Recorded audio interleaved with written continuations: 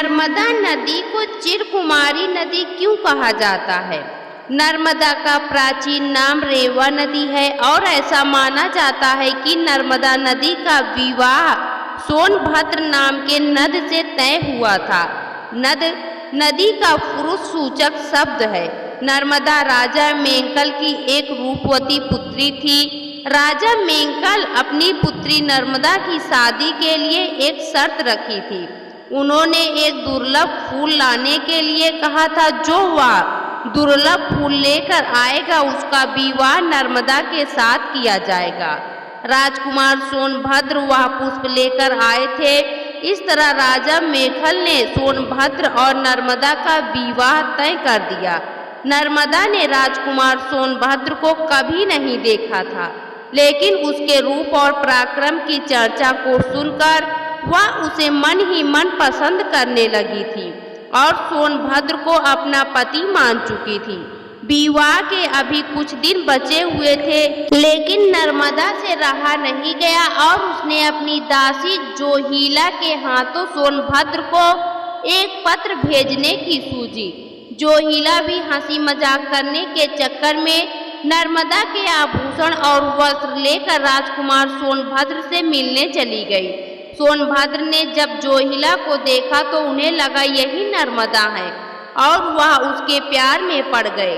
इधर जोहिला की भी नियत बदल गई और वह बिना सच्चाई बताए राजकुमार के प्रेम में पड़ गई।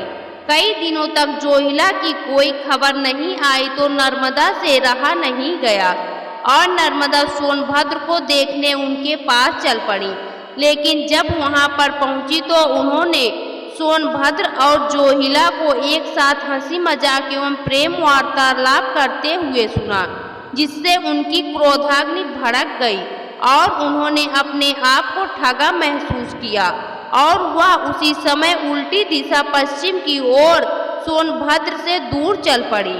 सोनभद्र ने जब नर्मदा को गुस्से में जाते हुए देखा तो सोनभद्र को अपनी गलती का एहसास हो गया और वह नर्मदा के पीछे कुछ दूर तक आए, लेकिन स्वाभिमान और घमंडी होने की वजह से वह भी नर्मदा के उल्टे पूर्व की ओर चलने लगा। इस तरह नर्मदा और सोनभद्र का कभी मिलाप नहीं हो पाया। भौगोलिक दृष्टि से भी यह सही लगता है, क्योंकि जयसिंह नगर के पास एक गांव बराहा है, जहां पर जोहिला नदी सोनभद्र नदी से मिल जाती है और कहानी के अनुसार रूठी राजकुमारी नर्मदा अकेले उल्टी दिशा की ओर बहती हुई दिखाई देती हैं।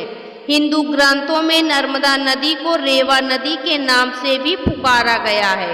नर्मदा नदी को गंगा से भी पवित्र माना गया है।